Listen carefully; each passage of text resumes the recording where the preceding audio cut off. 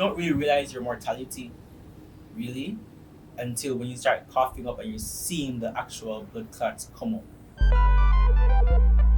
The day before final year was supposed to start. So final year starts the Monday, so this is Sunday.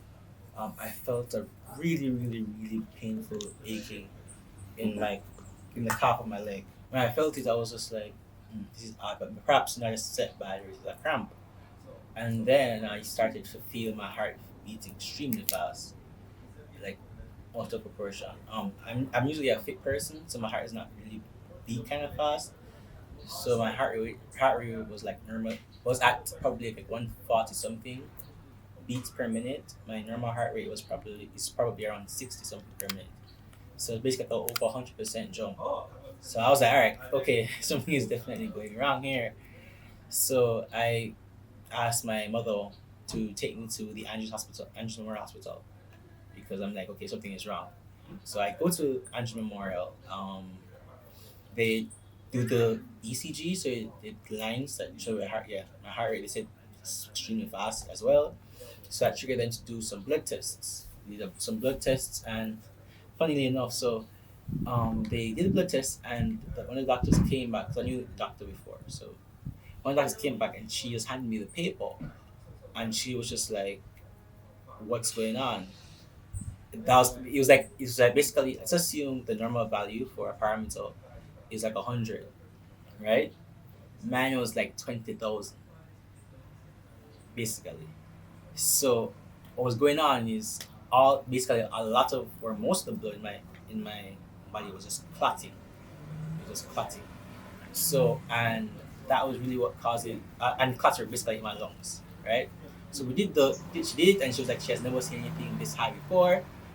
But we're gonna do a imaging scan on my chest. So we did imaging scan on my chest, and it's even worse now, because when they did the imaging scan on the chest and the images came back, they didn't even like show me the images. They're just basically like, we can't help you here. Like we don't have the facilities to help you here. Like if you stay here, you're probably going to just die. Basically, that's not really something you want to hear. The eve of final year, I was just like, wow. Basically, I mean, it was just like of all the times, really, like they've happened like in the last week. So why not? Why the day before? You know. Um, but it didn't really hit me until they were strapping me into the ambulance, because they said if they drove, because my parents had driven me, but if they drove, I probably wouldn't have made it. So they put me in the ambulance and they took me to U Hospital. I think during that journey, because I had passed out during on the road. So from just by Hope Road right here, I passed out. I don't remember what happened. So I went. This was around I think I was left leaving around like 1 or 2 o'clock. I remember waking up probably 8 or 9 p.m. from me just being passed out. One of the doctors there, I had worked with her before, so what she was doing, she was literally just hitting me to wake me up. Like she was hitting me, I wasn't waking up, she just kept on hitting her to wake me up. So when I finally came to, she was just like, "You can't leave here," basically, because looking at this, we don't know why you're not the group of people that we expect to get the clots. Like people who are probably female, people who are older, people who have had surgeries, some people have cancer and stuff like that. I was really an anomaly. My oxygen saturation was in the 80s. Usually, it's supposed to be no less than 95%. Okay, so and when you look at image, instead of air in my lungs, really, it was just white. It was white, meaning that it was fluid, so it was just blood straight through like the X-ray, just straight through the X-rays, a straight blood. It was so bad to the point that every time I coughed, I would cough up blood, and that you don't really realize your mortality really until when you start coughing up and you're seeing the actual blood clots come up and everything. That was probably the only period of time where I was just like, all right, maybe school's not that important, you know. But there was also the point that I had friends as well who are in my year, and I suffer from really bad FOMO, like fear of missing out. So I didn't want to be the one that was not being able to graduate alongside them as well, especially when I know that I'm capable of doing it.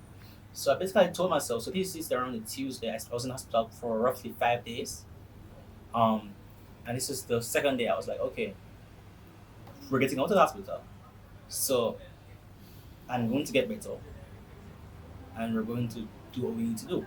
I told the resident at the time, I told him that I'm leaving the hospital eventually, like by the end of the week, max. They thought I was literally sick, like mentally challenged. They thought I was going to delusion. So when they called the psychiatric team, they called the psychiatric team to try and see what was going on because they were wondering like, someone you have a life threatening condition and your main focus is going back to learn. You know, they could not wrap their head around that. They're saying that the final exams they come every 3 4 months. I can just do the 3 4 months. I was just like, nah, I'm going to leave. So I don't know. Did people say mine were matter? As the days went on, my oxygen saturation has increased. Moved from 80s to 90s. We moved back to 94, moved to 95, and they were very confused because it should not be going up that far. And I was like, I told you, I'm not staying. I'm not staying here long. I'm not staying here. Mind you, I still had other symptoms. So sometimes it still hurts. It hurts to breathe. Sometimes I get short of breath, easier because parts of my lungs are damaged. So I did eventually get discharged. And when I was at school, sometimes I would be breathing and it would hurt, like physically hurt. So sometimes I'd hold my breath on purpose so I wouldn't have to breathe. So that was one of the things I used to do. And no one really likes a complainer. So I didn't usually tell anyone, oh, I'm in really excruciating pain right now, or so on or so forth. They were just like, oh, wow, he's look at him doing everything. And now it's not a lot excruciating pain. So I had to ask some people that I knew that are medical professionals who have done research and everything. And they were saying that what happened is probably due to the fact that I have to. So it says pulmonary emboli are more likely to occur in people who have sickle cell trait versus people who don't have sickle cell trait, for example. So they were just saying that probably what happened was I was probably too stationary because he was lying like a lot. And this was me coming off fourth year exam, so I was sleeping a lot, I was tired. If you're lying a lot, if you're dehydrated, um, or literally just any genetic thing, something can just trigger it off and you don't know. But they were saying the basis of it was probably my sickle cell trait. So after I found out why, I think that kind of pushed me more because a lot of people don't know that these things can happen to them. You know, a lot of people don't really expect. I was 21 at the time. A lot of people don't really expect at 21 they're having a life-ending disease.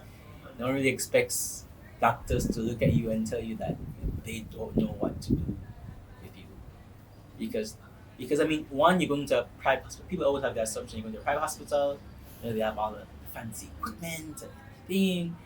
But hearing the not even hearing, seeing a doctor being so astonished by the result and handing it to you and looking at it in the paper, looking and saying what's going on.